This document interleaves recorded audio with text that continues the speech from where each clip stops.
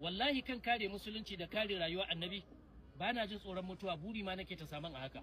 Ban jin tsoron mashi, ban jin tsoron takobi. Abin da ya dame ni yanzu a raina shine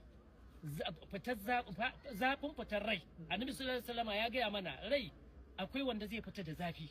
To ban sani ba ko ni idan aka zo kashe ni nawa zai fita da zafi, garin zafin na matsa daga inda annabi ya ce kan matsa. Wannan shine matsalar da ta dame ni. Su ma da suka ji sai suka ce mu ma shine matsalar, sai ya ce to yanzu shawarar da zan baku shine kowa ya kwance da marar yaki. Tana kwancewa sai ya dage kafarsa ta dama, sai ya haɗe haka, sai ya sa, sai ya daure. Da ya daure ya ce na kusa da shi ja yadda ta dauru. Da ya ja ta sai da ya ji kamar ba a jikinsa take ba.